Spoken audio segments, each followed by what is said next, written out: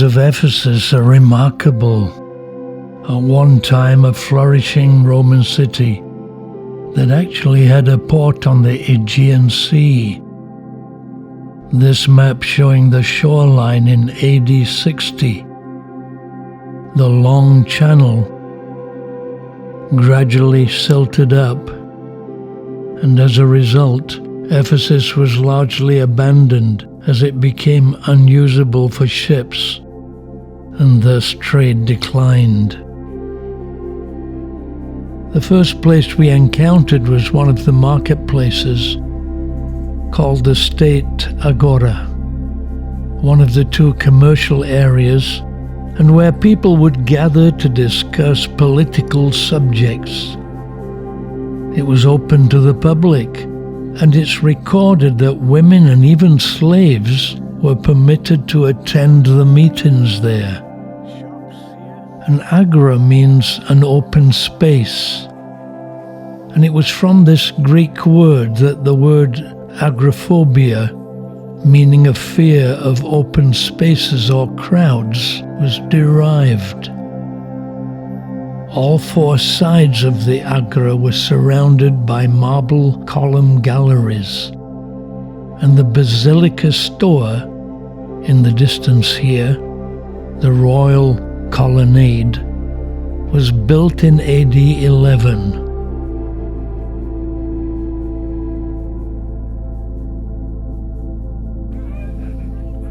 Nate is getting his 360 shots.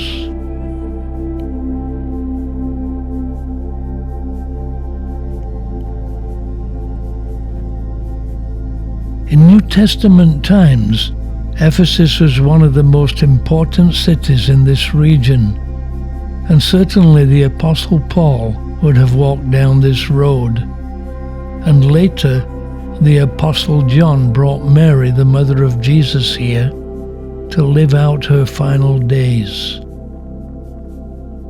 Additionally, Alexander the Great and Cleopatra were also here.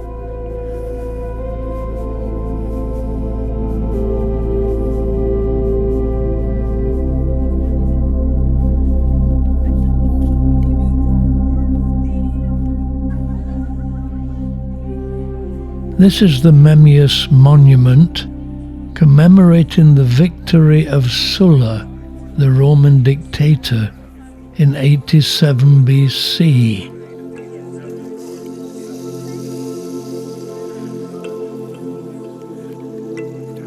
This is the Temple of Domitian.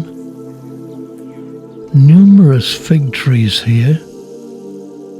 The fruit on this one almost ripe.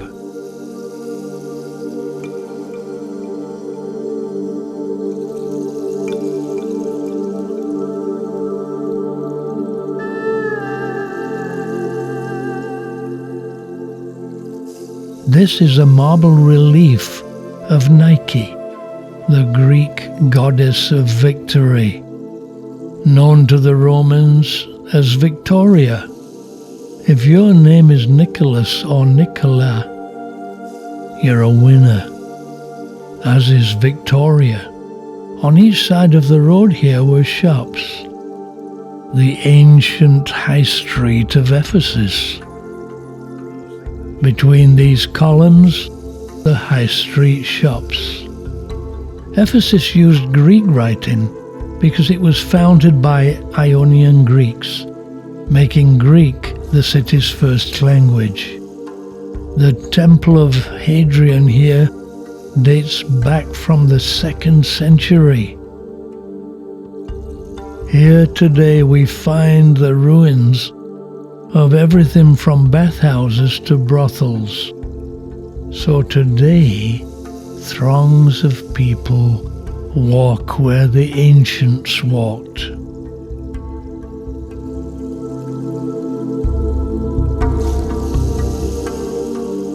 As we continued our exploration, we encountered the library of Celsus that was said to contain 12,000 scrolls.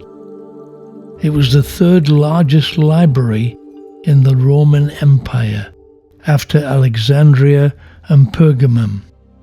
The statue of Celsus that used to stand here is now in the museum in Istanbul. Though Celsus is actually buried here in a crypt beneath the library. Even after 1900 years, this is an impressive edifice.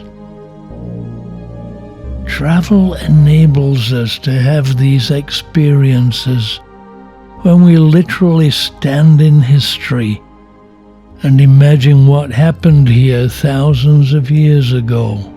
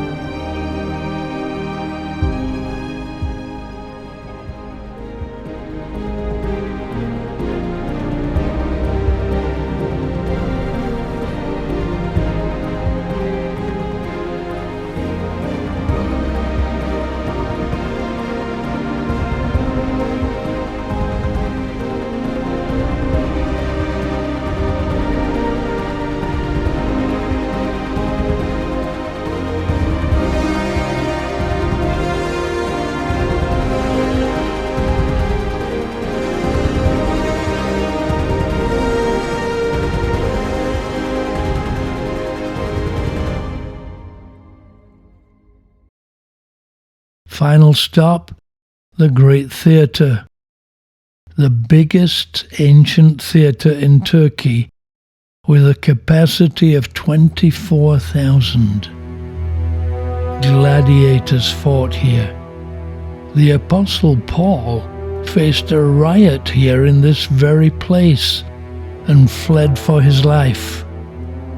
His preaching of Christianity had affected the sales of silver shrines of Artemis, and a silversmith named Demetrius didn't like it and started a riot. Acts 19:23. Not only Roman and Greek history here, biblical scenes too.